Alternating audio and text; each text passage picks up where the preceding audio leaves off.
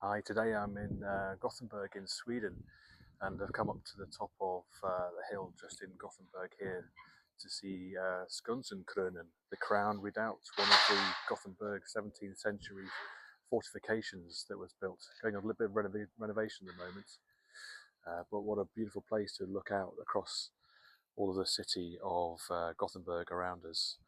Absolutely beautiful spot to sit down on perhaps one of these old ramparts and have a read of the seventh chapter of the Sanctuary. So let me pop you on the end of this gun here and get comfortable, and we'll have a read.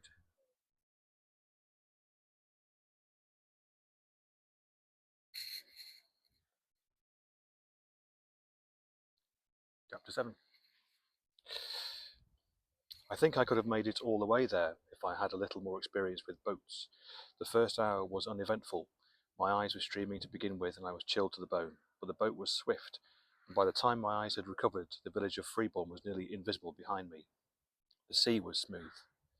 I was surprised only once, a couple of hours in, when I spotted a sleek object in the water, grey and gleaming between one wave and another. I saw it only for a second before it disappeared again.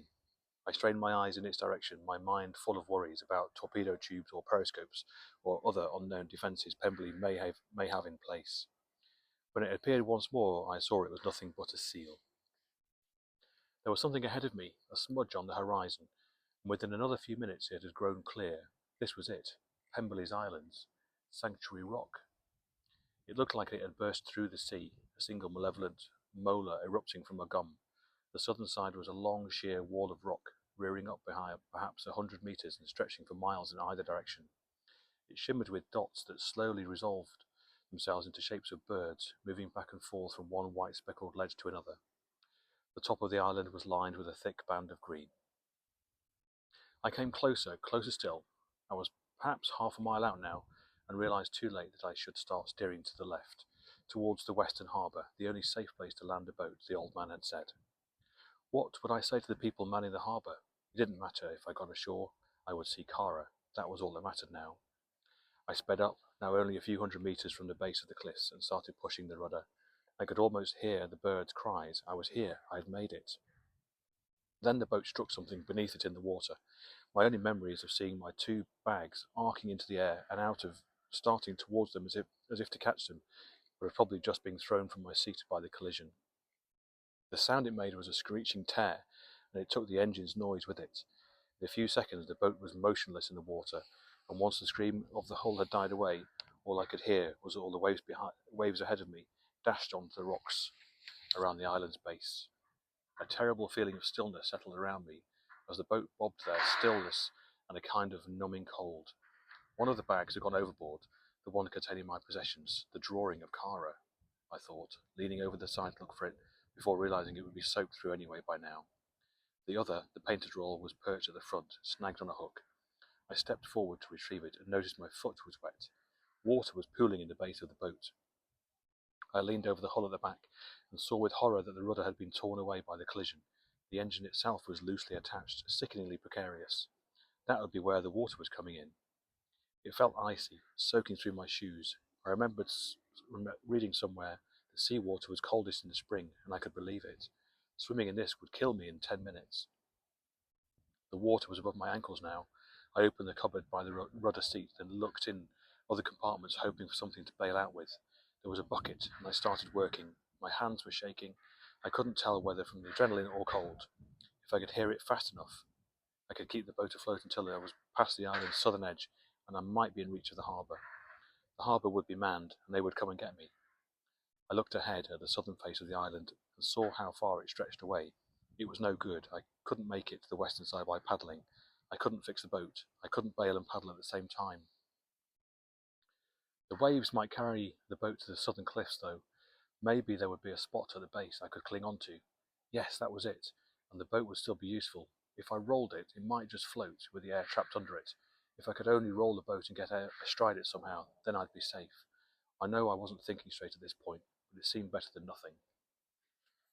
I started to rock the boat. It wasn't easy due to the water pooling in the base, and I found myself yelling and swearing as I threw my weight from one side to the other.